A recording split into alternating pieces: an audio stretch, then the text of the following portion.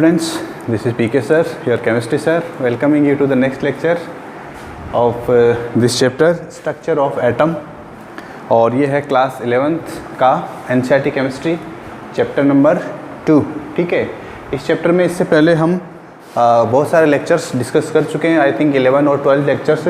तो जो पुराने लेक्चर्स हैं वो भी इतने ही इम्पोर्टेंट है जितना आपका ये चैप्टर, ये टॉपिक या जो ये क्लास है। तो इसको अंडरस्टैंड करने से पहले आपको जो पुराने वीडियोस हैं उनको ज़रूर देखना चाहिए आई बटन पे क्लिक करके। ठीक है, अब देखिए आज हम स्टार्ट कर रहे हैं शेप्स ऑफ एटॉमिक ऑर्बिटल्स। अब ऑर्बिटल, एटॉमिक ऑर्बिटल जो होता है उसके बारे में हम डिस्कस कर चुके हैं। हमारा जो सबसे लास्ट वाला जो क्लास था, लास्ट वाला और सेकंड लास्ट वाला जो क्लास था, उसके अंदर हमने ये इस बात ऑब्जेक्ट के ये बात हमने डिस्कस की थी, करेक्ट, कि ऑर्बिटल क्या होता है। देखिए एक चीज़ ध्यान रखिएगा, ये जो है ये टॉपिक यानी कि ये जो पोर्शन चल रहा है अभी फ़िलहाल ये वाला क्लास में और इससे पहले वाला क्लास का ये जो पोर्शन है ये थोड़ा सा इमेजिनेशन वाला पोर्शन है। यहाँ पर आपको कुछ इमेजिन करना होगा। ठीक है, आपको अपने दिमाग के अंदर एक पिक्चर बनाना होगा कि ऐसा होता है क्या। ठीक है, तो इसलिए यहाँ पर भी आपको ऐसा ही करना है जैसा हमने लास्ट क्लासेस में किया था। और एक और इम्पोर्टेंट बात ये है कि अगर आपको ये वाला जो टॉपिक है ये अच्छे से समझ में आ गया, अच्छे से समझ में आ गया, तो ये जो चैप्टर है, ये जो टॉपिक है, ये आपको नेक्स्ट चैप्टर जो है हमारा केमिकल बॉन्डिंग उसमें हेल्प करेगा बहुत ही ज़्यादा। ठीक है, एंड क्लास 12th के अंदर जब आप क्लास 12th में जाएंगे तो वहाँ पर आप देखेंगे एक चैप्टर है कोऑर्डिनेशन केमिस्ट्री। ठीक है, उस कोऑर्डिनेशन केमिस्ट्री का जो चैप्टर है वहाँ पर भी आपको इसकी बहुत ज़्यादा ज़रूरत पड़ेगी। ठीक है, तो इसलिए इसको आप अच्छे से लर्न कर लीजिए, अच्छे से इस पर फोकस कीजिए।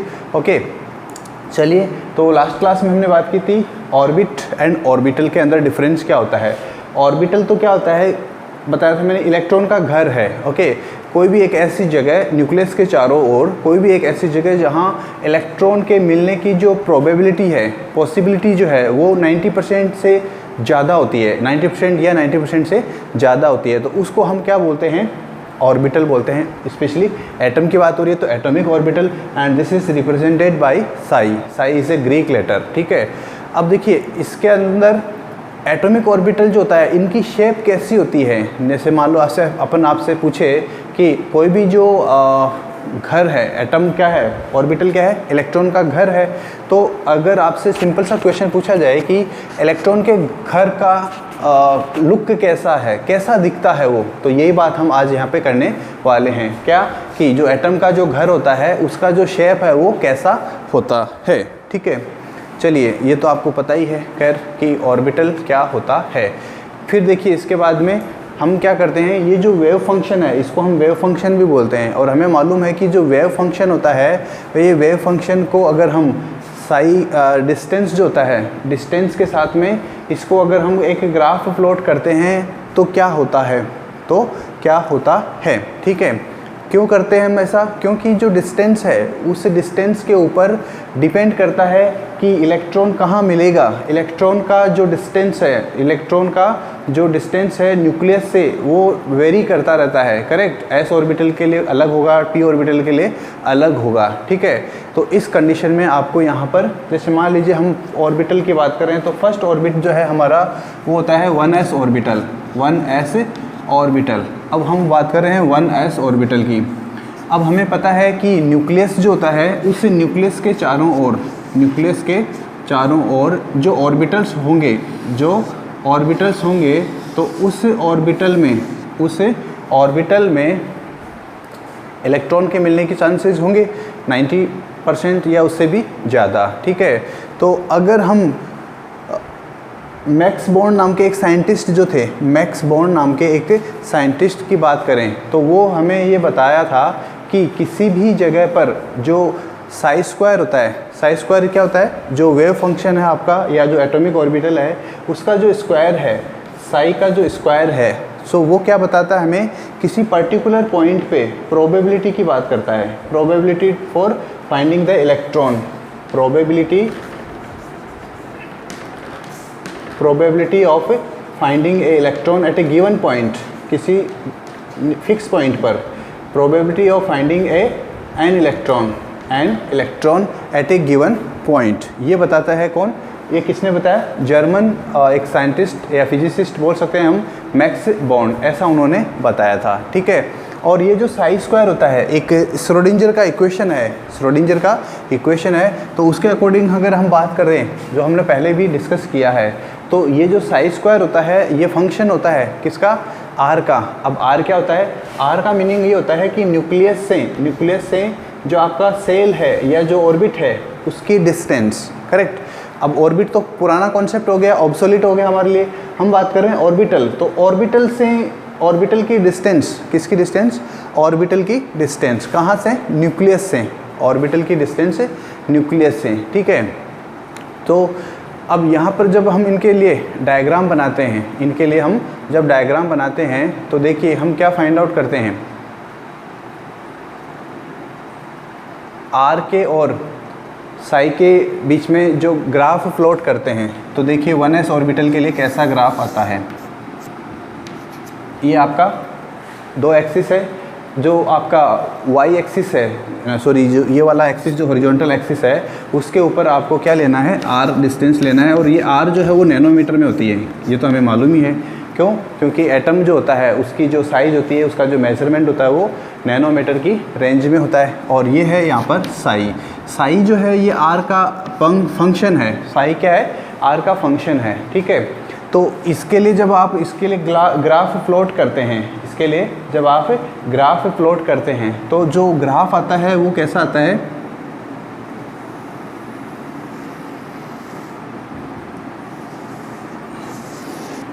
ऐसा ग्राफ हमें मिलता है, ठीक है।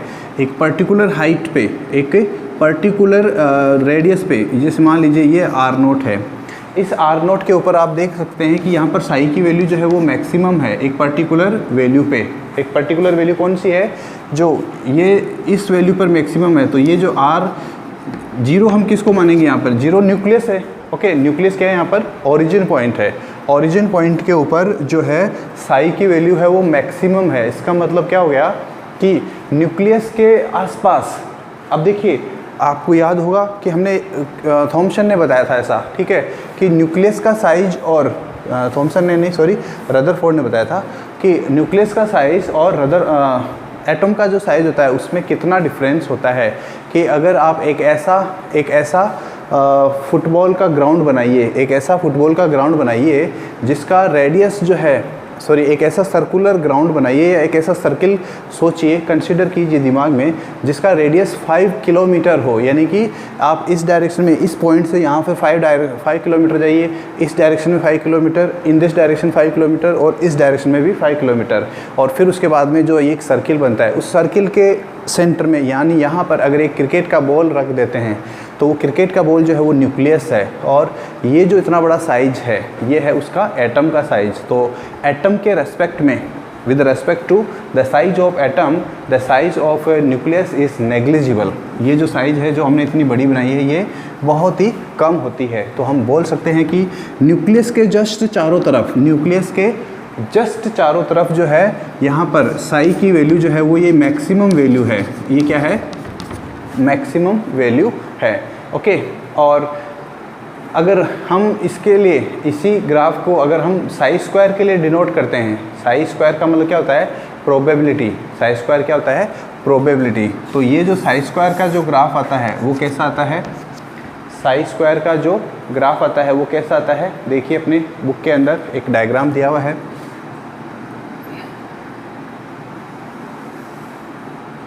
साई स्क्वायर का जो ग्राफ है वो कैसा आता है? ये y एक्सिस पे तो है आपका Sai square, that is function of r, और यहाँ पर आपका r है अगेन इन नैनोमीटर, ठीक है।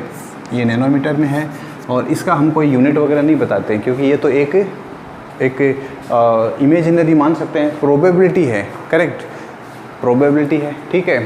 तो देखिए इस वाले में और इसमें क्या डिफरेंस है? ये तो है साई का, साई तो क्या है यहाँ पर?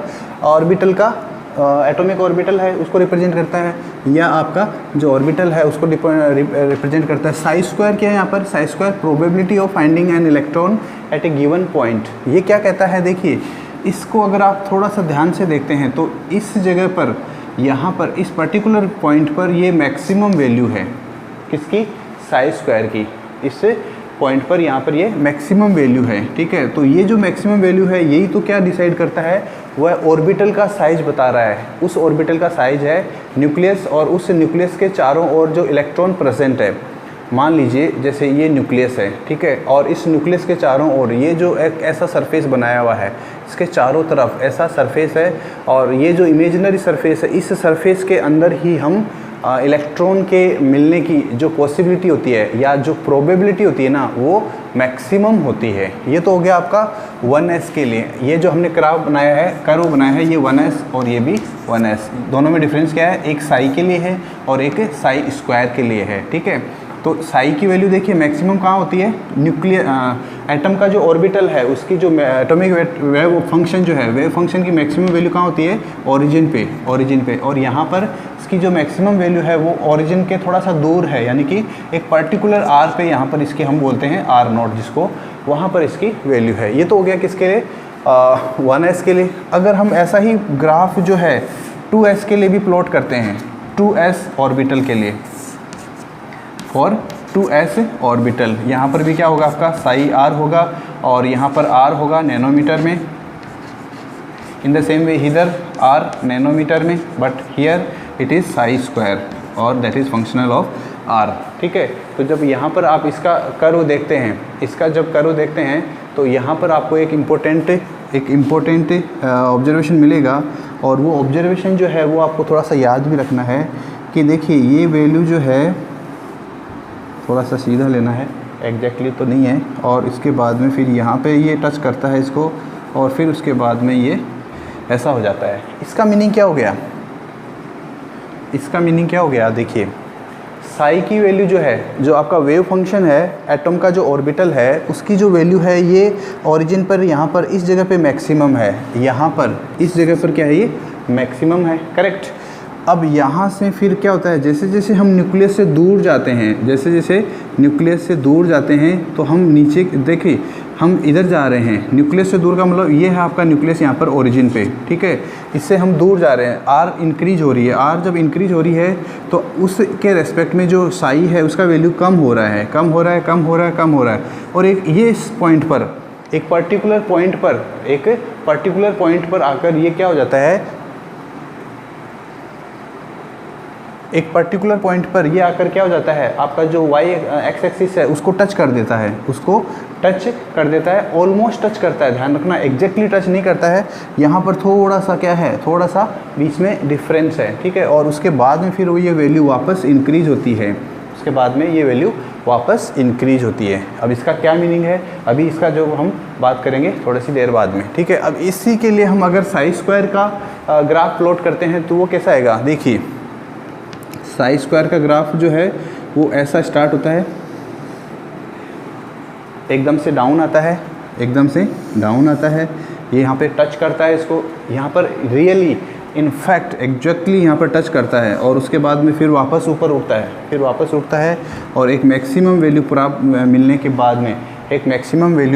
के बाद में फिर से ये टच हो जाता है इसके। ऐसा कर्व मिलता है, ऐसा प्लॉट मिलता है साई स्क्वायर के लिए। तो ये किसके लिए बात हो रही है, 2s के लिए, जो आपका 2s ऑर्बिटल है उसके लिए, करेक्ट। अब इसका मीनिंग, इनका क्या मीनिंग होता है, देखिए इसका जो एक्सप्लेनेशन पार्ट है वो आपके लिए इम्पोर्टेंट है, ठीक है।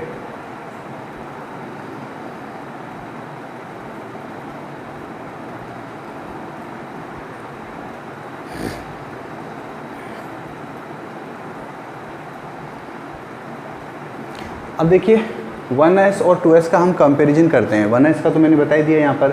2s के लिए देखिए क्या होता है, 2s ऑर्बिटल जो होता है उसके लिए प्रोबेबिलिटी जो डेंसिटी होती है वो पहले डिक्रीज़ होती है। देखिए यहाँ पर इस पर्टिकुलर पॉइंट पर, जैसे ये इसको अगर आप यहाँ पर देखते हैं तो ये एक पर्टिकुलर पॉइंट है, एक डिस्टेंस है, ये आपका 0 जो है जिसको हम न्यूक्लियस बोल रहे हैं यहाँ पर ओरिजिन को। न्यूक्लियस से थोड़ा सा दूर जो है वो प्रोबेबिलिटी जो डेंसिटी है, प्रोबेबिलिटी डेंसिटी किसको बोलते हैं, साई स्क्वायर को। तो साई स्क्वायर का जो वैल्यू है वो एक पर्टिकुलर डिस्टेंस न्यूक्लियस से, वहाँ पर साई स्क्वायर की वैल्यू मैक्सिमम है, करेक्ट। उसके बाद में देखिए क्या होता है, ये वैल्यू जो है वो डिक्रीज़ हो रही है, ये वैल्यू डिक्रीज़ हो रही है, यानी जैसे जैसे आप न्यूक्लियस से दूर जा रहे हैं, न्यूक्लियस से जैसे जैसे दूर जा रहे हैं तो ये क्या होता है, एकदम से डिक्रीज़ होती है। और उसके बाद में यहाँ पर जब ये 0 हो जाती है उसके बाद फिर से ये इंक्रीज़ होती है, फिर से ये इंक्रीज़ होती है और फिर यहाँ पर एक मैक्सिमम मिलता है अपने को। एक तो ये मैक्सिमम था और एक ये मैक्सिमम है, ये बड़ा मैक्सिमा, ये छोटा मैक्सिमा। मैथमेटिक्स के स्टूडेंट जानते होंगे मैक्सिमा मिनिमा क्या होता है ये सब, ठीक है। फिर यहाँ से क्या होता है, ये वापस डिक्रीज़ होती है और फिर लास्ट में जाके 0 हो जाती है जैसे जैसे आर की वैल्यू को आप इंक्रीज़ करते हैं, करेक्ट। अब इससे क्या मिला हमें, इससे क्या मिला कि देखिए वो जगह है जहाँ पर इलेक्ट्रॉन डेंसिटी या प्रोबेबिलिटी डेंसिटी का जो फंक्शन होता है वो 0 हो जाता है, जिस जगह पे प्रोबेबिलिटी डेंसिटी का वैल्यू 0 हो जाता है, प्रोबेबिलिटी डेंसिटी का वैल्यू 0 हो जाता है, वो जो जगह होती है या वो जो पॉइंट होते हैं या वो जो रीजन होते हैं उनको हम एक नाम देते हैं और वो जो नाम है वो है नोडल सरफेस। सिंपली नोड भी बोल सकते हो आप, नोड भी बोल सकते हो आप, या इनको हम नोडल सरफेस भी बोलते हैं। एग्ज़ाम में क्वेश्चन पूछा गया है, एग्ज़ाम में क्वेश्चन पूछा जाता है कि नोड या नोडल सरफेस से क्या मीनिंग होता है, what do you understand by node और नोडल सरफेस। कौन सी एग्ज़ाम में, अगर आप क्लास 11 की बात करें तो थियरी का जो एग्ज़ाम होता है उसमें, और आपको यकीन नहीं होगा या you will not believe that, जो यूपीएससी का एग्ज़ाम होता है, इंडिया का सबसे डिफ़िकल्ट एग्ज़ाम जो है, टॉप मोस्ट एग्ज़ाम, जिसके अंदर जो आपके आईएएस आईपीएस बनते हैं, वहाँ पर भी ऐसा क्वेश्चंस पूछा गया है कि what do you understand by nodal surface, nodal surface का क्या मीनिंग होता है। तो देखिए इंडिया का सबसे बड़ा एग्ज़ाम और उसका जो क्वेश्चन है, उसका जो अंडरस्टैंडिंग है, एक्सप्लेनेशन जो है वो कहाँ मिलता है, क्लास 11th में, ठीक है। तो इसलिए ये आपको याद रखने की बात है, ठीक है। अब कोई भी NS ऑर्बिटल हो, कोई भी NS ऑर्बिटल जो होता है उसके लिए कितने नोड या नोडल सरफेस होंगे, कितने नोड या नोडल सरफेस होंगे, तो हमेशा याद रखना है NS के लिए n-1 नोड होते हैं। अब इसका क्या मीनिंग है अभी मैं एक्सप्लेन करूँगा इसको। NS ऑर्बिटल का मतलब क्या है, जैसे यहाँ पर था 1s ऑर्बिटल, 1s ऑर्बिटल के लिए जो नोड होंगे वो कितने होंगे, 1s के लिए क्या होगा, n की वैल्यू 1 होगी, यहाँ पे 1 - 1 का मतलब कितना हो जाएगा, फॉर 1s के लिए नोडल प्लेन जो होगा वो कितना होगा, 0, कितना होगा 0। 2s के लिए इस फॉर्मूले के अकॉर्डिंग n-1 नोड होते हैं किसी भी NS ऑर्बिटल के लिए, तो इसके लिए कितना हो जाएगा, 2 - 1 कितना हो जाएगा, 1। अब यहाँ पर आप देख सकते हैं, यहाँ पर किसमें 2s का जो इलेक्ट्रॉन का जो डेंसिटी, प्रोबेबिलिटी डेंसिटी का जो कर्व है, इसमें आप देख सकते हैं कि ये जो जगह है यहाँ पर क्या हो जाता है, ये प्रोबेबिलिटी डेंसिटी 0 हो जाती है, यानी कि एक ऐसी जगह है जहाँ पर प्रोबेबिलिटी डेंसिटी की वैल्यू जो है वो 0 हो रही है, इसमें किसमें, ये 2s में। और हमारा फॉर्मूला जो है हमने जो देखा है उसमें भी यही बताता है, ये क्या, NS ऑर्बिटल के लिए n-1 नोड्स होते हैं, n-1 नोड्स होते हैं, तो 1s के लिए 0 होता है। देखिए ये जो वैल्यू है ये टच नहीं हो रही है कहीं पे भी, ये जो वैल्यू है ये इसके टच नहीं हो रही है, ये हम आप लोगों को ऐसा लगता होगा कि ये टच हो रही है, लेकिन ये एक्चुअली इसके पैरेलल चलती है। इसका क्या मीनिंग है, इसका मीनिंग ये है कि ये टच क्यों नहीं हो रही है उसके, अगर ये टच हो जाए तो इसका मतलब तो ये हो गया ना कि न्यूक्लियस और उस न्यूक्लियस के चारों ओर हमें मालूम है कि इलेक्ट्रॉन रहता है। अब हम जैसे जैसे न्यूक्लियस से दूर जाएंगे तो इलेक्ट्रॉन के मिलने का जो प्रोबेबिलिटी जो है वो क्या हो जाता है, कम होता जाता है। लेकिन 0 तो कभी नहीं हो सकता ना, कहीं आप न्यूक्लियस से बहुत दूर चले जाओगे तो भी इलेक्ट्रॉन से मिलने का जो प्रोबेबिलिटी है, इलेक्ट्रॉन का फाइंडिंग का जो प्रोबेबिलिटी है वो कुछ तो होगा। दैट इज़ वाई ये जो R है इसको आप कितना भी इंक्रीज कर दो, हमेशा R को आप कितना भी इंक्रीज कर दो, प्रोबेबिलिटी डेंसिटी जो होती है 1s ऑर्बिटल के लिए वो कभी भी यहाँ पर 0 नहीं हो सकती। बट यहाँ पर ऐसा हो सकता है और होता है। 2s ऑर्बिटल में देख लीजिए ऐसा होता है, इलेक्ट्रॉन जो है वो जैसे जैसे आपने न्यूक्लियस से दूर गए या when you are approaching at a very great distance, तो उस कंडीशन में क्या होता है, एक ऐसी जगह आती है जहाँ पर इलेक्ट्रॉन्स की जो मिलने की प्रोबेबिलिटी होती है वो क्या हो जाती है, 0 हो जाती है, ठीक है। और फिर उसके बाद दोबारा से बढ़ती है, तो ये आपको याद रखना है, ठीक है। अब इसका मीनिंग क्या हो गया, जैसे जैसे number of number of nodes increase करते हैं, ये नंबर ऑफ़ नोड्स का इंक्रीज होना किसके ऊपर डिपेंड करता है, n के ऊपर डिपेंड करता है। n की वैल्यू आप बढ़ाते जाओ, n की वैल्यू अगर आप 3s कर दोगे, n की वैल्यू 3 कर दोगे तो यहाँ पर इस फॉर्मूले में पुट कर दीजिए, n-1 आएगा। n-1 का मतलब कितना आता है 3 के लिए 3 - 1 इज इक्वल टू 2, यानी जितना यहाँ पर ये नंबर है, ये जो नंबर है इससे एक कम कर दो, उतने ही नोड होते हैं s ऑर्बिटल में। सिंपल सा याद रखने का लॉजिक, s के लिए एक ऑर्बिटल एक नंबर डिजिट कम कर दो, उसको -1 कर दो, that is the number of nodal plane nodal surface, या नोड भी सिंपली हम इनको बोलते हैं। करेक्ट।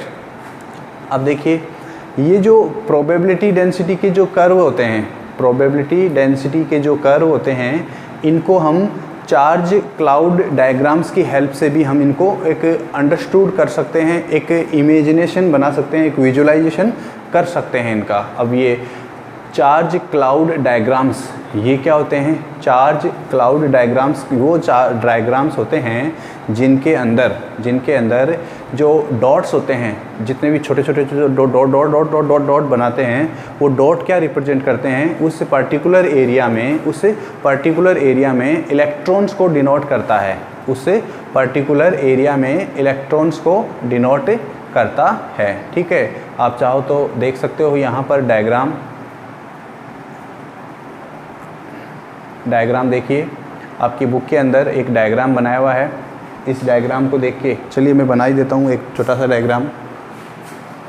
मैंने एक सर्किल बनाया है, उम्मीद है कि ये सर्किल ही होगा हर एंगल से। ठीक है, ओके। अब देखिए इस डायग्राम के अंदर मैं क्या कर रहा हूँ, dot dot dot dot dot dot dot dot dot dot dot.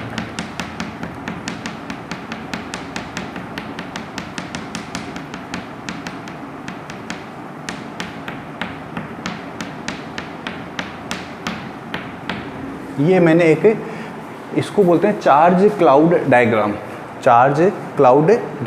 ये डॉट्स जो हैं यहाँ पर क्या रिप्रेजेंट करते हैं, देखिए बीच वाला जो एरिया है, इस सर्किल का जो बीच वाला एरिया है, एक्चुअली ये सर्किल नहीं है, ये स्फीयर है। लेकिन जब किसी स्फीयर को हम 2D सरफेस पे 2D यानी कि 2 डायमेंशनली हम जब उसको रिप्रेजेंट करते हैं तो वो हमें एक सर्किल जैसा दिखता है। ठीक है, तो ये सर्किल दिख रहा है लेकिन ये स्फीयर है। तो इस स्फीयर के अंदर ये जो बीच में ज़्यादा दिख रहे हैं डॉट्स, ये डॉट्स क्या बता रहे हैं आपको, इनका मीनिंग ये है कि बीच वाले इलाके में इलेक्ट्रॉन का जो प्रोबेबिलिटी डेंसिटी है वो ज़्यादा है। और जैसे जैसे आप इसके सरकमफ्रेंस की तरफ जाते हो तो डॉट्स का जो डेंसिटी है वो क्या होता जाता है, कम होता जाता है। इसका मीनिंग ये भी है कि इलेक्ट्रॉन्स के मिलने की जो पॉसिबिलिटी है वो यहाँ पर मान लीजिए अगर न्यूक्लियस है तो जैसे जैसे आप न्यूक्लियस से दूर जाओगे तो वो कम होती जाती है। ये जो चार्ज क्लाउड डायग्राम है ये है आपका 1s ऑर्बिटल के लिए। अगर हम ऐसा ही 1s के जैसा ही डायग्राम 2s ऑर्बिटल के लिए बनाते हैं, किसके लिए बनाते हैं, 2s ऑर्बिटल के लिए, सीधा है, लग तो रहा है। ठीक है, तो देखिए यहाँ पर अब आपको यहाँ पर कुछ इम्पोर्टेंट ऑब्जर्वेशन देखना होगा, एक इम्पोर्टेंट ऑब्जर्वेशन। ठीक है,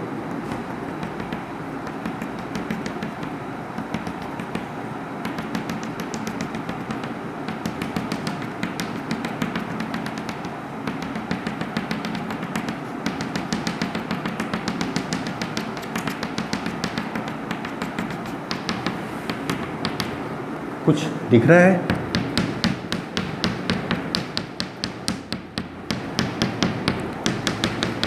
एक पर्टिकुलर एरिया एक ऐसा भी है जहाँ पर कोई डॉट प्रेजेंट ही नहीं है, वहाँ पर कोई डॉट नहीं है। तो ये कोई डॉट जो नहीं है यही तो है आपका नोड।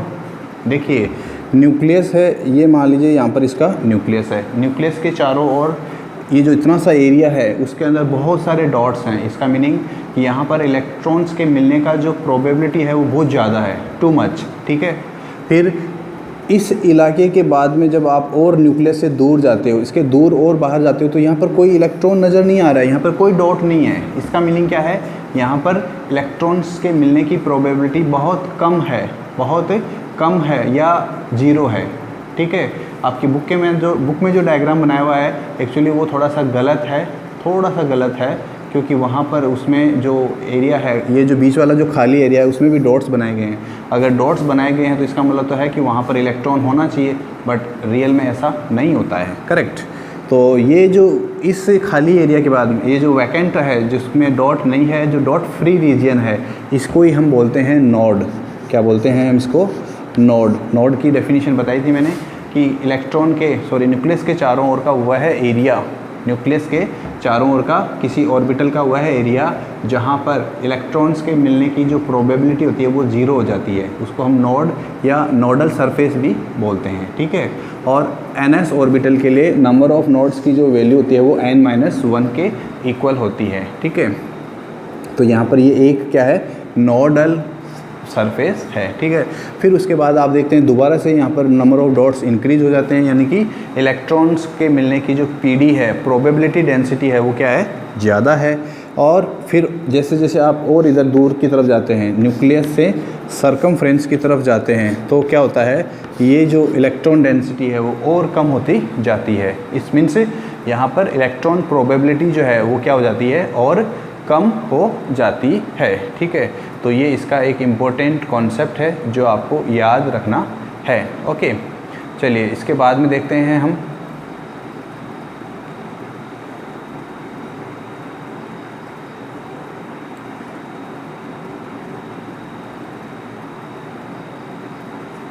अब देखिए एक और प्रकार का डायग्राम आता है जिसको हम बोलते हैं बाउंड्री सरफेस डायग्राम। ये जो था ये तो था चार्ज क्लाउड डायग्राम। क्या बोलते हैं इसको हम? Charge cloud diagram. Charge cloud diagram. ठीक है। तो ये क्या बताता है आपको? चार्ज क्लाउड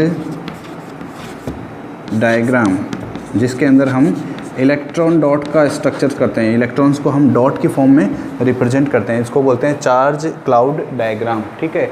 इसी जैसा एक और होता है जिसको हम बोलते हैं बाउंड्री सरफेस डायग्राम।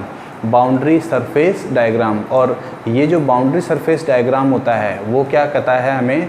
ये हमें जो ऑर्बिटल्स होते हैं उनकी एकदम से एग्जैक्ट पिक्चर देता है, उनकी शेप के बारे में, उनकी जो शेप होती है उसका एग्जैक्ट उसका रिप्रेजेंटेशन देता है। और ये भी आप देख सकते हो आपकी बुक के अंदर जो है डायग्राम बनाया हुआ है, आप अपनी बुक में देख सकते हैं। कुछ जिसका जो सेंट्रल पार्ट है, जिसका जो सेंट्रल वाला जो पार्ट है वो कुछ शाइनिंग कर रहा है। ठीक है। तो ऐसे जो डायग्राम्स है उनको हम बोलते हैं बाउंड्री सरफेस डायग्राम्स। ठीक है। और ये क्या होते हैं? अलग अलग ऑर्बिटल्स के ऐसे एरिया होते हैं, ऐसे रीजन्स होते हैं जहाँ पर प्रोबेबिलिटी डेंसिटी की वैल्यू कांस्टेंट होती है, कांस्टेंट होती है।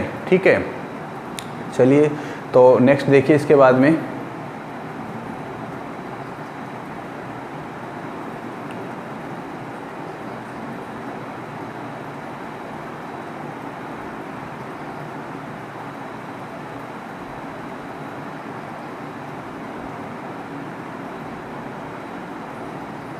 बाउंड्री सरफेस डायग्राम तो आपको दिख ही रहा होगा, यहाँ पर आप देख सकते हैं स्क्रीन में। अब इसके बाद में देखिए, अब जनरली क्या होता है कि जो जनरली बहुत सारे ऐसे बाउंड्री सरफेस हो सकते हैं। ठीक है। कांस्टेंट प्रोबेबिलिटी डेंसिटी वाले जो होते हैं ना सर्किल, उनको मिलाकर ये बनाया जाता है। ठीक है। कांस्टेंट प्रोबेबिलिटी डेंसिटी वाले जो होते हैं रीजन्स या कंसेंट्रिक रिंग्स, उनको मिलाकर ये बाउंड्री सरफेस डायग्राम्स बनाए जाते हैं। ठीक है। लेकिन किसी एक ऑर्बिटल के लिए, एक ऑर्बिटल के लिए जो होता है, एक ही डायग्राम को, एक ही प्रोबेबिलिटी डेंसिटी का जो कांस्टेंट डायग्राम होता है उसको हम क्या करते हैं? वो एक ऐसा रीजन बताता है हमें, एक ऐसा रीजन बताता है जहाँ पर इलेक्ट्रॉन्स के मिलने की पॉसिबिलिटी जो होती है, इलेक्ट्रॉन्स के मिलने की जो पॉसिबिलिटी होती है या जो प्रोबेबिलिटी होती है वो 90% या उससे ज़्यादा होती है, 90% या उससे ज़्यादा होती है। ठीक है। तो आपने देखा होगा डायग्राम अभी। इसके अलावा देखिए, अब क्वेश्चन ये आता है कि हम बाउंड्री सरफेस डायग्राम जो होते हैं, वो 100% इलेक्ट्रॉन प्रोबेबिलिटी डेंसिटी के लिए क्यों नहीं बनाते हैं? Why do we not draw a boundary surface diagram which bounds a region in which the probability of finding the electron is 100%. Okay. तो अब इसका आंसर क्या होगा क्योंकि इसका आंसर ये है कि प्रोबेबिलिटी डेंसिटी जो होती है, जिसको हम बोलते हैं साई स्क्वायर, इसकी हमेशा कुछ ना कुछ वैल्यू होती है, चाहे से ये कितनी छोटी भी हो, ठीक है। और इसकी वैल्यू कितनी छोटी हो सकती है, जैसे हमने भी यहाँ पे बताया था कि यहाँ पर ये जो लाइन है, प्रोबेबिलिटी वाला जो लाइन है, ये कभी भी इसका जो ये कर्व है, ये कभी भी इसको टच नहीं करेगा, एक्स एक्सिस को इसको टच नहीं करेगा। क्यों? क्योंकि टच करने का मतलब तो है प्रोबेबिलिटी डेंसिटी 0 हो जाती है वहाँ पर, लेकिन ऐसा नहीं होता है। और एक डिस्टेंस के बाद में भी, चाहे से आप कितना भी दूर चले जाइए न्यूक्लियस से, वहाँ पर भी प्रोबेबिलिटी डेंसिटी जो होती है उसकी कोई ना कोई वैल्यू होती है। दैट इज़ वाई, इसलिए ये पॉसिबल नहीं है कि हम एकदम से इसको रिजिड कर दें कि यस यही एक इलाका है जहाँ पर इलेक्ट्रॉन मिल सकता है, इसके बाहर का जो रीजन है उसके अंदर इलेक्ट्रॉन नहीं मिलेगा, ऐसा हम नहीं करते हैं, ठीक है। ओके, तो बाउंड्री सरफेस जो डायग्राम्स होते हैं किसी ऑर्बिटल के लिए, बाउंड्री सरफेस डायग्राम्स होते हैं किसी इलेक्ट्रॉन के लिए, किसी एटम के लिए, सॉरी ध्यान से सुनिएगा, बाउंड्री सरफेस डायग्राम्स होते हैं किसी ऑर्बिटल के लिए, सॉरी एटम बोल दिया था, ऑर्बिटल के लिए। ये क्या होता है, एक प्रकार से जो न्यूक्लियस होता है, उस न्यूक्लियस के चारों ओर स्फीयर की फॉर्म में होते हैं। स्फीयर बताया था आपको 3D स्ट्रक्चर होती है, 3 डायमेंशनल स्ट्रक्चर होती है। तो मान लीजिए जैसे ये एक न्यूक्लियस है, छोटा सा न्यूक्लियस, इसके चारों ओर अगर आप एक इमेजिन करते हैं एक स्फीयर, एक गोले के जैसा एक एरिया रीजन अगर आप इमेजिन करते हैं, तो वो जो इमेजिन है, जो रीजन है, वो आपको जब 3D में देखते हैं तब तो गोला दिखेगा, लेकिन जब आप उसको किसी 2D सरफेस पे, प्लेन पे ड्रॉ करते हैं तो वो एक सर्किल का जैसा दिखता है, ठीक है।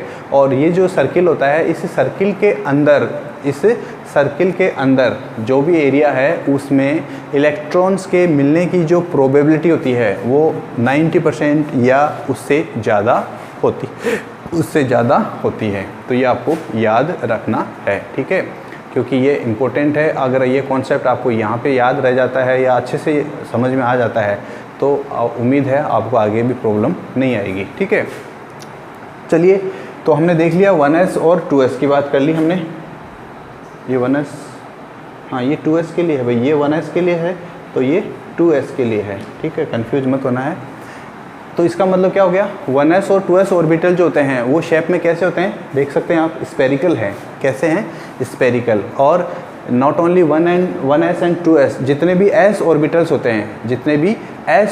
होते हैं वो हमेशा ही क्या होते हैं, स्फेरिकल शेप में होते हैं, हमेशा ही स्फेरिकल शेप में होते हैं, ठीक है। इसलिए यहाँ पर इलेक्ट्रॉन्स का जो फाइंडिंग करने का जो प्रोबेबिलिटी होता है वो सभी डायरेक्शंस में सेम होता है। सभी डायरेक्शंस में सेम होने का मतलब क्या है, जैसे ये है मान लीजिए सेंटर इसका न्यूक्लियस, आप इस न्यूक्लियस से आप इधर की तरफ चले जाओ, दैट इज़ अगर हम डायरेक्शन वाइज दे देते हैं तो नॉर्थ, साउथ, ईस्ट, वेस्ट, एक पर्टिकुलर एक ऐसा हमने इमेजिन किया है। मैंने शुरू में बताया था आप लोगों को कि यहाँ पर सारा खेल, all the game is imagination, ठीक है। इस न्यूक्लियस से आप नॉर्थ साइड में जाते हो, यहाँ पर भी इलेक्ट्रॉन का कुछ डेंसिटी है, और जितना आप नॉर्थ में फाइंडिंग करते हैं, जितना इलेक्ट्रॉन का डेंसिटी नॉर्थ डायरेक्शन में उतना ही यहाँ पर वेस्ट डायरेक्शन में, उतना ही आप साउथ डायरेक्शन में, उतना ही आप ईस्ट डायरेक्शन में फाइंड आउट करते हैं, ठीक है। तो इसलिए इसको हम बोलते हैं कि किसी भी स्फीयर के लिए जो इलेक्ट्रॉन्स का जो प्रोबेबिलिटी होता है, प्रोबेबिलिटी डेंसिटी, वो सभी डायरेक्शंस में क्या होता है, सेम होता है। लेकिन जो s ऑर्बिटल का जो साइज होता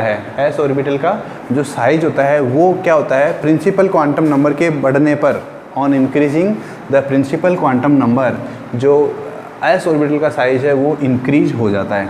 चाहो तो आप देख सकते हो, मैंने जब 1s का डायग्राम बनाया था तो एक छोटा सा सर्किल बनाया था, लेकिन जब मैंने 2s का बनाया था तो थोड़ा सा मैंने बड़ा बनाया था। क्यों बनाया था? क्योंकि जो प्रिंसिपल क्वांटम नंबर जो है उसका साइज, उसका नंबर इंक्रीज़ करने पर जो आपका s ऑर्बिटल है उसका साइज़ भी क्या हो जाता है, इंक्रीज हो जाता है। तो अगर आपको मान लीजिए कुछ पर्टिकुलर ऑर्बिटल्स को दे दें और फिर पूछे कि इनको इंक्रीजिंग या डिक्रीजिंग ऑर्डर में अरेंज कीजिए साइज़ के, ठीक है, तो याद रखना है 1s ऑर्बिटल सबसे छोटा होगा, 2s ऑर्बिटल उससे बड़ा, 3s उससे बड़ा, 4s उससे बड़ा, एंड सो ऑन, ये उनका साइज़ होगा, ठीक है। जैसे जैसे प्रिंसिपल क्वांटम नंबर यहाँ पर इंक्रीज हो रहा है, वैसे वैसे उसका s ऑर्बिटल का जो साइज है वो क्या हो जाता है, इंक्रीज हो रहा है। यहाँ पर 1s 1 2 3 4 5 ये सब क्या है, प्रिंसिपल क्वांटम नंबर होते हैं, ठीक है। अब देखिए इसके बाद में देखिए इसका एक मीनिंग और ये भी है, इसका एक मीनिंग ये भी है क्या कि जैसे जैसे s ऑर्बिटल का साइज इंक्रीज होता है, जैसे जैसे s ऑर्बिटल का साइज इंक्रीज होता है तो इलेक्ट्रॉन जो है वो न्यूक्लियस से दूर होता जाता है, इलेक्ट्रॉन जो है वो न्यूक्लियस से दूर होता जाता है। तो ये भी आपको याद रखना है, ठीक है। अब इसके बाद में हम बात करते हैं p ऑर्बिटल्स के लिए। p ऑर्बिटल्स के लिए 1s के बाद में आता है 2p, 1s के बाद में आता है 2s के बाद में हम बात करते हैं 2p ऑर्बिटल्स की, ठीक है। p यहाँ पर छोटा लिखा जाता है, p स्मॉल लेटर होता है, ठीक है, याद रखना है हमेशा, p कैपिटल नहीं लिखना है, p जो है वो क्या है थोड़ा सा स्मॉल है। मैं भी इसको स्मॉल ही कर देता हूँ, अदरवाइज़ आप लोग मेरे को ही बोलोगे कि सर हमें बोलते हो लेकिन खुद नहीं करते हो, ठीक है ना।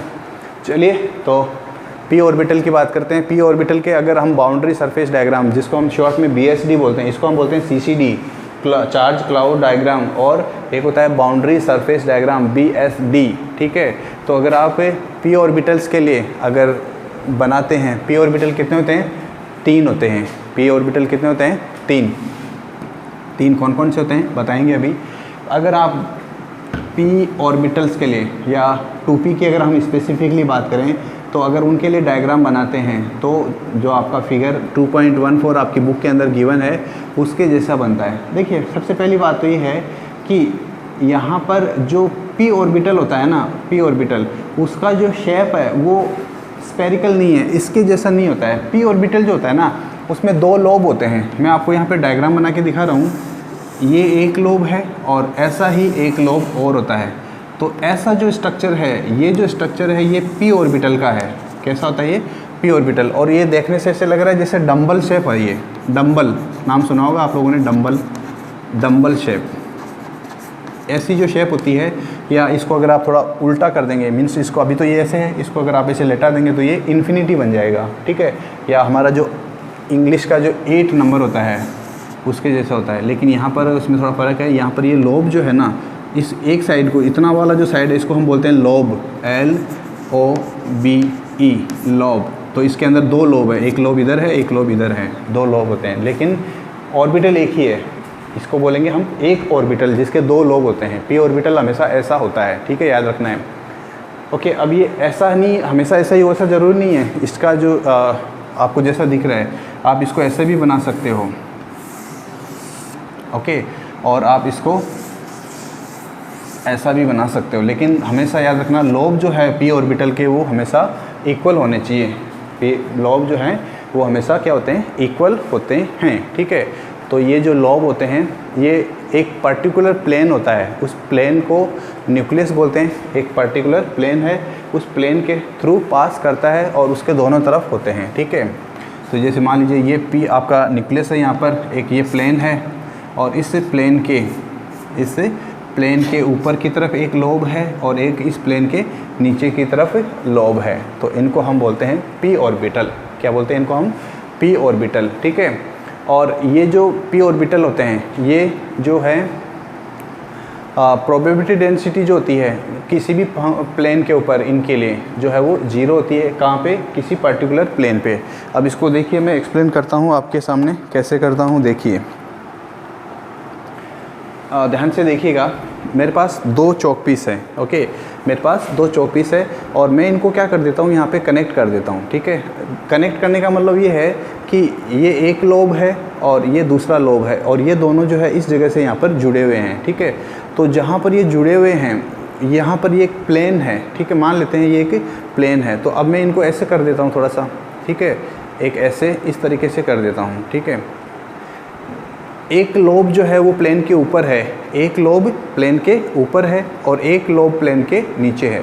जिस प्लेन की हम बात कर रहे हैं उस प्लेन के ऊपर जो है इलेक्ट्रॉन का जो डेंसिटी होता है, प्रोबेबिलिटी डेंसिटी होता है, वो क्या होता है? 0 होता है। ये आपको याद रखने की बात है यहाँ पर कि इलेक्ट्रॉन्स का जो डेंसिटी मिलेगा आपको, प्रोबेबिलिटी डेंसिटी जो होता है वो हमेशा क्या रहता है? उस एक पर्टिकुलर प्लेन में 0 होता है, ठीक है। अब जिस एक्सिस में जो लोब है वो लाई करता है, यानी जिस एक्सिस के अंदर लोब रखा हुआ है उसके अकॉर्डिंग हमारे पास p ऑर्बिटल जो है उसके 3 टाइप होते हैं और उनको हम px पी वाई और पी जेड नाम देते हैं, पी एक्स, पी वाई और पी जेड। अब अगर हम 2p की बात करें तो 2px, 2py और 2pz। अब इसको कैसे बनाते हैं, देखिए मैं छोटा सा एक डायग्राम बना रहा हूँ। ये है आपका x एक्सिस, ये है आपका y एक्सिस, और इस z एक्सिस को हम ऐसे बनाते हैं। लगता ऐसा है कि z एक्सिस इधर की तरफ है, लेकिन अगर आप इसको देखेंगे तो x एक्सिस और y एक्सिस तो है प्लेन के अंदर, इस बोर्ड का जो ये प्लेन है इसमें है, लेकिन जो z एक्सिस है वो प्लेन के 90 डिग्री एंगल पर है, ऐसे बाहर की तरफ, ठीक है, ऐसे ये बाहर की तरफ आ रहा है, ठीक है। तो इसको हम ऐसे डिनोट करते हैं इस डायरेक्शन में, करेक्ट।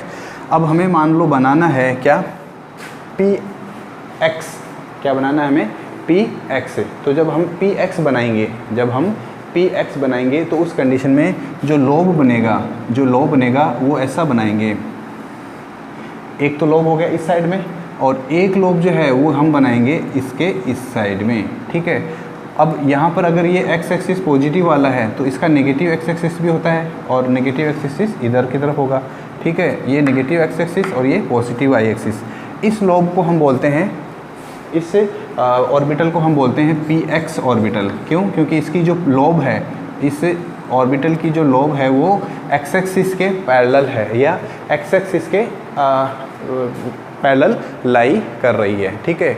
इन द सेम वे जैसे ये हमने एक्स एक्सिस के लिए बनाया है, ऐसे ही आपको क्या बनाना है, वाई एक्सिस के लिए भी बनाना है।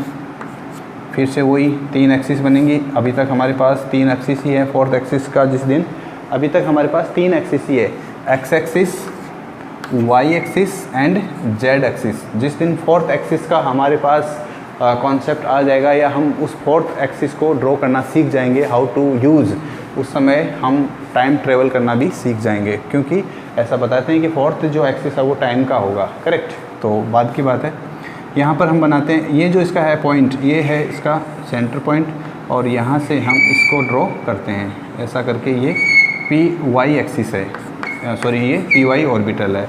ये आपका पी एक्स ऑर्बिटल था, ये पी वाई ऑर्बिटल है। पी जेड कैसा बनेगा, पी जेड बनाने के लिए देखिए आप यहाँ पर पी जेड जो है, आपने ये इसको पी नाम दिया, तो एक एक्सिस तो एक ऑर्बिटल तो यहाँ जाएगा और एक ऑर्बिटल यहाँ जाएगा। अब देखने से तो अजीब सा लग रहा है, तो अब इसको हम क्या करते हैं कि इसको थोड़ा घुमा देते हैं, एक्स एक्सिस को, या जो ये 3 एक्सिस है उसमें घुमा देते हैं। तो इस वाई को हम सामने की तरफ ले आएंगे। अब इसको हम कर देते हैं वाई एक्सिस, और ऊपर वाला जो एक्सिस है उसको हम जेड बोल देते हैं। तो डायग्राम कुछ ऐसे बनते हैं। ये P axis, P Y, P X, P Y और पी जेड जो एटॉमिक ऑर्बिटल होते हैं उनके डायग्राम होते हैं, ठीक है। तो ये आपको याद रखना है, ओके। अब एक इम्पोर्टेंट क्वेश्चन है कि जो मैग्नेटिक मोमेंट, मैग्नेटिक जो क्वांटम नंबर होता है, मैग्नेटिक क्वांटम नंबर, उसमें और एक्स वाई जेड की जो डायरेक्शन होती है उनके अंदर कोई ऐसा रिलेशन नहीं होता है। इस चीज़ को हमेशा याद रखना है। क्यों याद रखना है? क्योंकि कहीं पर आप लोग ज़रूर इसके बारे में डिस्कस करोगे, या कोई ना कोई आपको बता ही देगा ऐसा कुछ, ऐसा कंफ्यूज करने वाला जो बात है वो कोई ना कोई आपको आपकी लाइफ में मिल ही जाएगा। वो क्या कहेगा देखना। हमें मालूम है कि जो n की वैल्यू 2 होती है, n की वैल्यू जो 2 होती है, यानी कि प्रिंसिपल क्वांटम नंबर 2 होता है, उसके लिए L की वैल्यू क्या क्या हो सकती है, 0 हो सकती है, 1 हो सकती है और 2 हो सकती है। 0, 1 और 2 हो सकती है, ठीक है। सॉरी, L की वैल्यू कितनी होती है, 0 और 1 होती है, 2 नहीं हो सकती, L-1 तक होती है, ठीक है। L की वैल्यू कितनी होती है, L-1 तक, 0 से लेके L-1, यानी कि 2 ही वैल्यू है यहाँ पे। अब L की वैल्यू अगर ये 2 हैं तो M की वैल्यू जो होती है वो कितनी होती है, -L से लेकर +L तक, -L से लेकर +L तक वाया 0, -N का मतलब 1, L की वैल्यू 1 है, +L का मतलब +1 और ये 0। तो ये M की 3 वैल्यू है, ठीक है, M की 3 वैल्यू है। और जनरली क्या होता है कि इनको ही हम बोलते हैं X axis, sorry P X, P Y और पी जेड। अब किसको हम कौन सा वाला कंफर्म मान लें, ऐसा कोई कॉन्सेप्ट नहीं है। आप इसको -1 वाले को जो है वो पी एक्स मान सकते हो, इसको आप पी वाई मान सकते हो, इसको आप पी जेड भी मान सकते हो। जनरली 0 वाले को पी जेड माना जाता है जनरली, लेकिन रूल नहीं है परमानेंट कि ऐसा हमेशा ही होगा। आप कुछ भी कंसिडर कर सकते हो।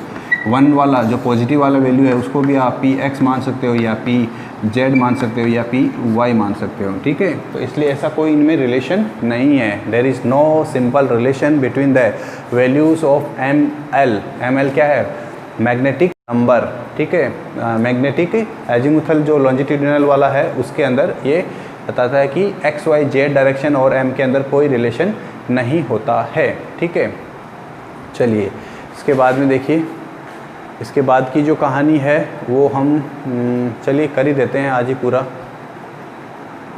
पूरा कर देते हैं, करेक्ट। तो आगे की जो कहानी है वो देखिए क्या कहता है।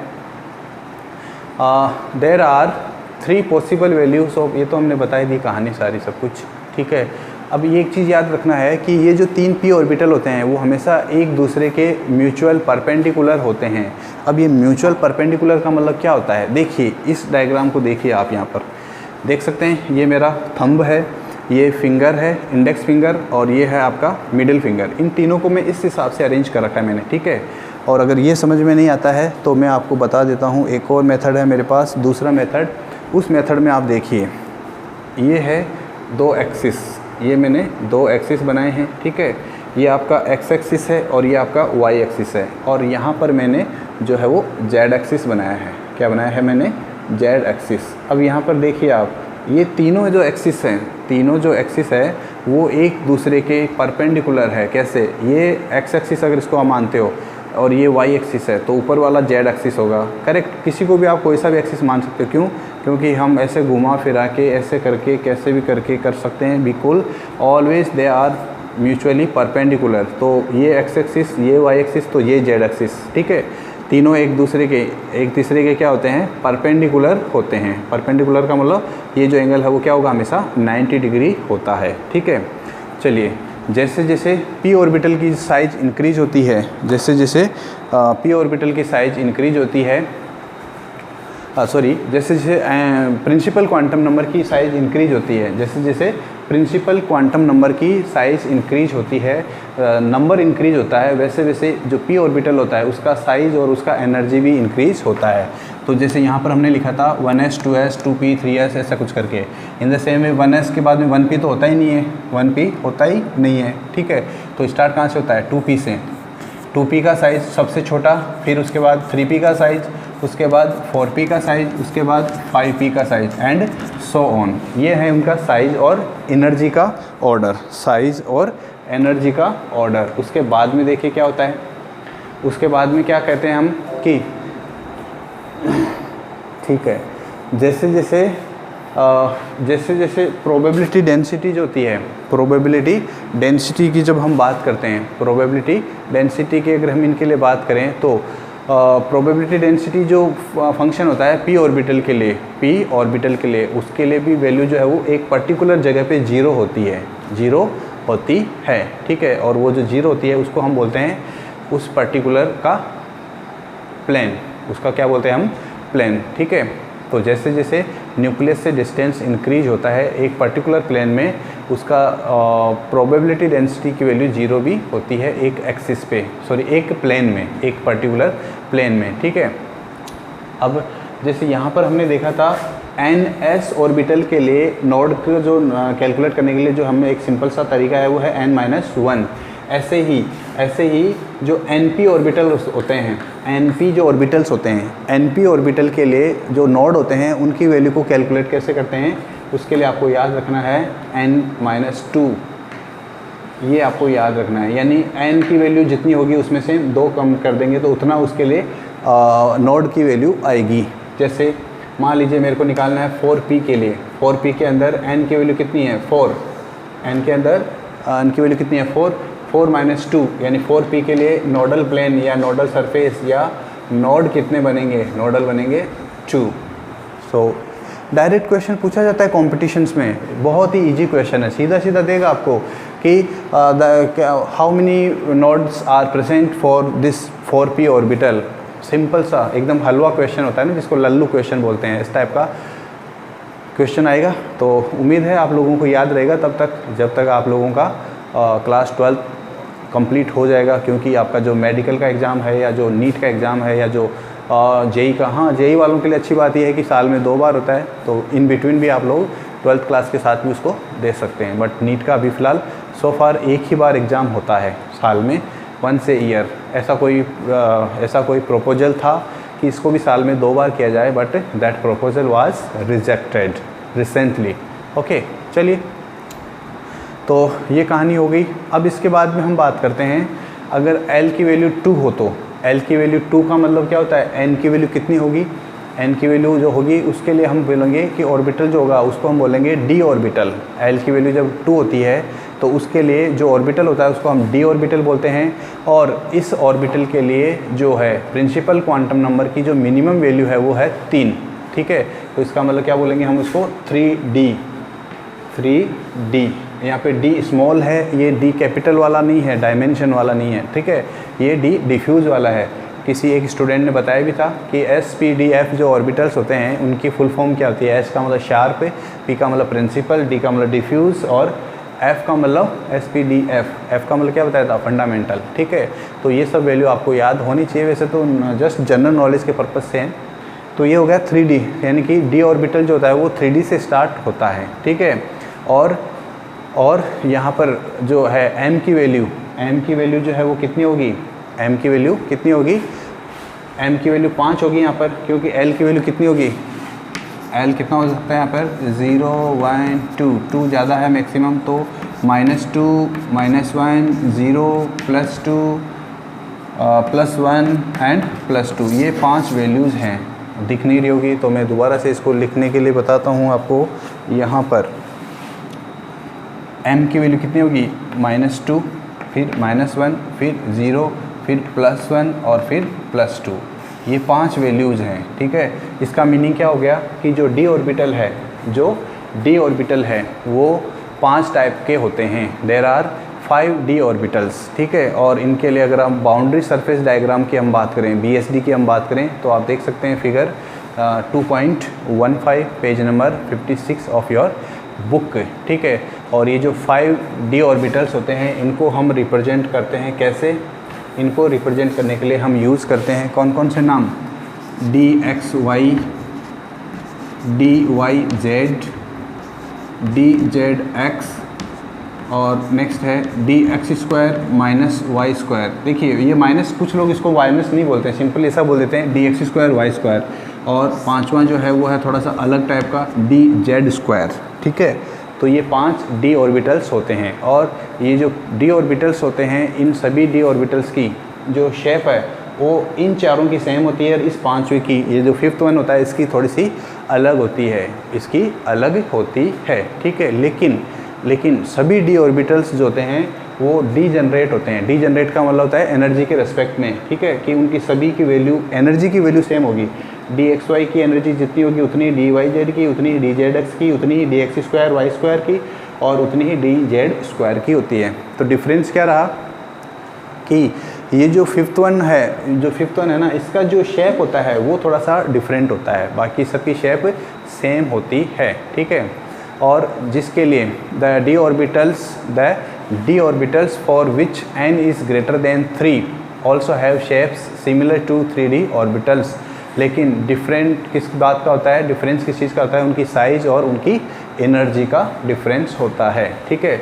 अब एक d ऑर्बिटल का मैं एक डायग्राम बना के दिखाना चाहता हूँ आप लोगों को, तो चलिए देख लेते हैं एक जल्दी से d ऑर्बिटल का डायग्राम कैसा होता है। d ऑर्बिटल का डायग्राम कैसा होता है, डबल डम्बल शेप होता है, ये डबल डम्बल शेप होता है। ये आपका x एक्सिस, y एक्सिस और z एक्सिस मैंने बनाया, z एक्सिस, x एक्सिस और y एक्सिस मैंने बनाया, ठीक है। तो डबल डम्बल बनाना है, एक ऐसा डम्बल और एक ऐसा डम्बल, इसको हम बोलते हैं डबल डम्बल। ये है आपका एक dxy। देखिए अगर इसको आप y मानते हैं, इसको x मानते हैं, तो ये जो इसकी लॉब्स हैं ये x एक्सिस के पैरेलल है, और ये वाला जो लॉब है वो y एक्सिस के पैरेलल है। ये x है, ये y है, ठीक है। तो नाम क्या हो जाएगा इस ऑर्बिटल का, dxy ऑर्बिटल, ठीक है। अगर हम इसी तरह से z वाले प्लेन के अंदर लेते हैं एक ऑर्बिटल, एक लॉब को, तो वो हो जाएगा आपका, अगर dyz लेंगे तो ऐसा बनेगा, इस वाले में और इस वाले में आ जाएगा। ये सब डायग्राम जो है वो आप अपनी बुक में भी देख सकते हैं, ठीक है। चलिए अब इसके बाद में देखिए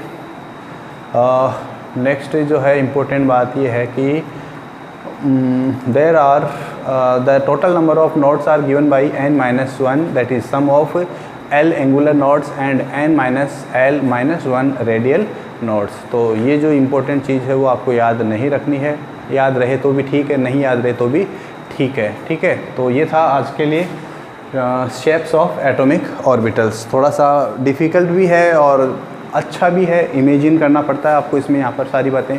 ठीक है, तो मिलते हैं नेक्स्ट क्लास में, नेक्स्ट वीडियो में। Till then take care, keep yourself safe. बार बार इसको अगर आप चैप्टर को देखेंगे, सॉरी इस वीडियो को देखेंगे तो हो सकता है आपको कुछ समझ में आएगा, ज़रूर आएगा। I believe in this. Okay, so this is the end of the class, meeting you in the next class. Till then take care, keep yourself safe and bye bye.